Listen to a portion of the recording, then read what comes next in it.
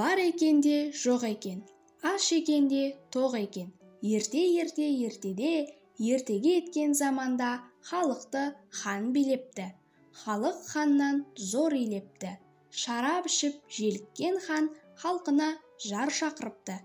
Кім менің алдыма келіп, кідірмей, мүдірмей, қырық өтірік әңгіме құрастырып айтып өтсе, және артынан 40 ауыз өтірік өлең айтса, сол адамның төбесінен төмен қарай алтын құямын. Бүкіл өміріне жететін байлықты мал мүлкімнен бөліп беремін. Жаңылмаса қызымды беріп, күйеу қып қасыма уәзір етіп отырғызамын. Бірақ сондай сертім бар. Егер әңгімесінің я өлеңінің ішіне бір ауызда болса рас сөз қосылса, тоқтаусыз дарға тартқызамын депті. Ханның бұл хабары ел арасына тарап, жұрттың құлағына тегіс тиген соң, үмітсіз шайтан әркімнің ақ арқасы қозып иегі қышиды. Не аузына жұқпаған сәйгүлік шешендер, не ақындар ханның алтыннан үміттеніп, ой, айтпай несі бар, деп ханның алдына барып, қиыстырып айта алмай, келістіріп сөйлей алмай, талайлар күнәсіз дарға тартылыпты. Кейбіреулер даладан ақ айтамын деп құлшынып келсе де, қаһарлы ханды қанға боялып тұрғандары көргенде, ақылынан адасып, есінен танып, үрейі ұшып, түк айта алмай, сырттан қайтып кетіпті. Сертін орындай алмай, күнәсіздан күнәсіз ханның ойыншығы болып, дарға тартылып, өлгендерден ханның сарайы қан сасыпты. Жұрттың ең соңынан кедейліктен әбден сіңірі шыққан, мойны ырғадай, беті торғадай, өмірінде қарны тойып ас ішіп, қабағы ашылып киім кимеген, ерні кезерген бір жас жетім бала келіпті. Есік алдында отырған жұрт, жаным-ай, жауқазындай жас бала көрінесің. Сенен естияр не шешендер, не ділмалар айтамын деп келіп, айта алмай, босқа өлгендердің есебі жоқ. Жарқыным, тумай жатып өмірден орын таппай, өлуге асығып жүрген не қылған баласың? Ізінше еліңе қайт, тілімізді ала ғой деседі. Бірақ бала көнбейді. Хан сарайына кіріп, ханның алдына келіп, алдиярлап бас иіп тізе бүгеді. Сонда хан, «Ей, не арызың бар?» деп сұрайды. «Тақсыр, жарлығыңызды естіп, өтірік әңгіме айтқалы келіп тұрмын», дейді. Хан миығынан күліп, мысқылдап баланы көзіне ілмей, «Үлкендердің қолынан келмеген сенің қолыңнан қалай келсін?» дейді.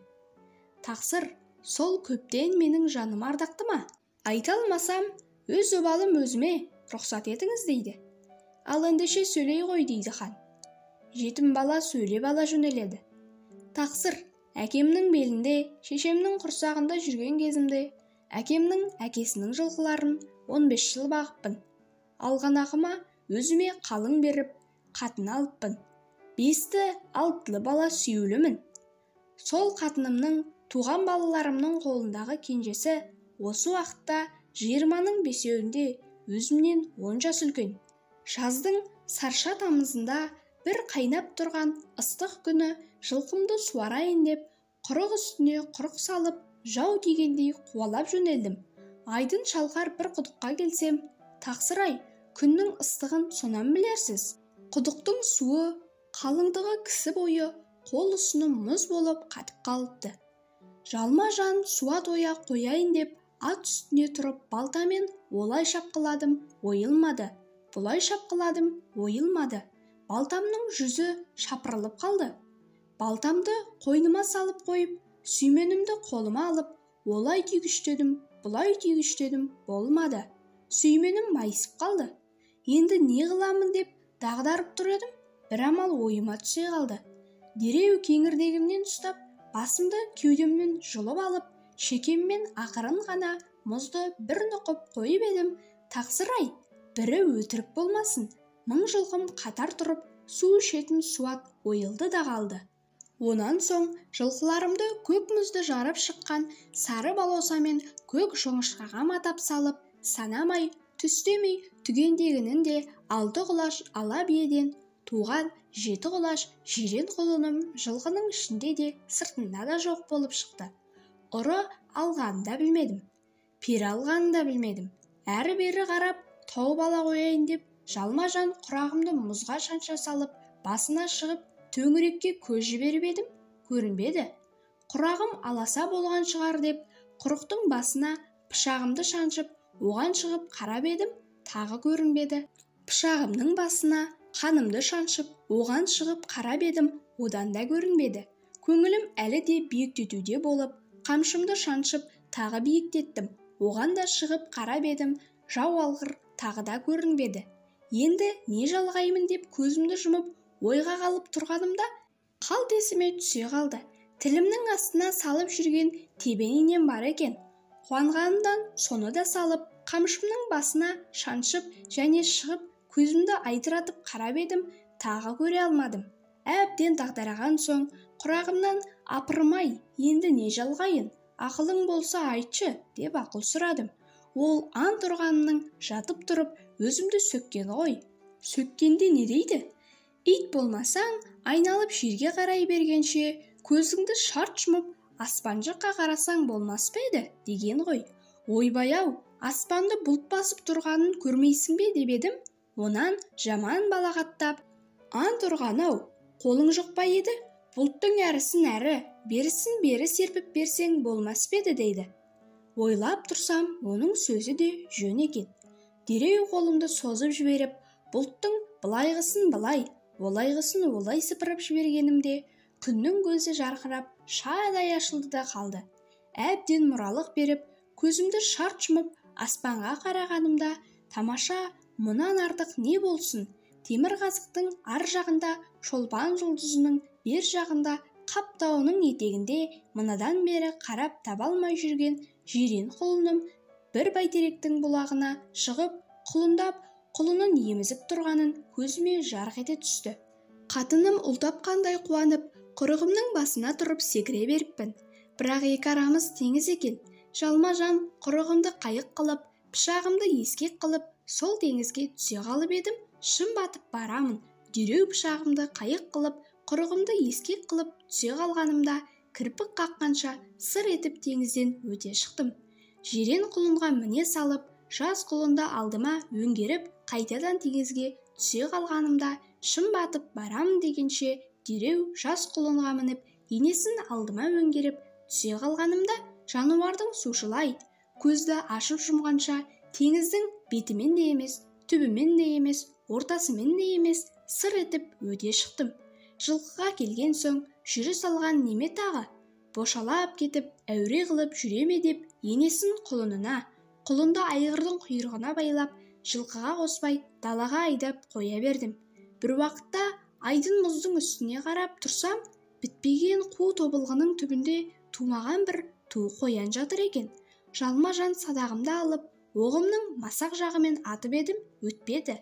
Масақ жағын кіріске қойып, кер жағымен тартқанымда, жұлдыздай ағып өтті де кетті. Асығып-үсігіп, атымды бір қу қазыққа байлап салып, етегіме тезек тере бердім. Бір уақытта қарасам, атым өзі-өзінен ер-тоқымын бауырына алып, тасталған болып, үркіп тулап жүр екен. Етегімдегі тезегімді дөге салып, атыма қарай жүрейін десем, сұмдық-ай, мынадан бері тезек деп тергенімнің бәрі бөдене екен. Пыр-пыр етіп алды-алдына ұшты да кетті. Манағы қу қазық деп атымды байлағаным аққудың мойны екен. Соның серіпкен қанатынан үркіп атымның тулап жүргенінде сол екен. Атымды ұстап алып, манағы тебен инемді қазық қылып жерге тағып, жіберіп, атымды соған байлап қойып, деп демімді алдым. Атып алған қоянымды сояйын десем, қанымда пышағым жоқ. Апырым-ау, қайда қалды деп ойға қалып тұрғанымда, 3 күн 3 түнде барып есіме түсе қалды.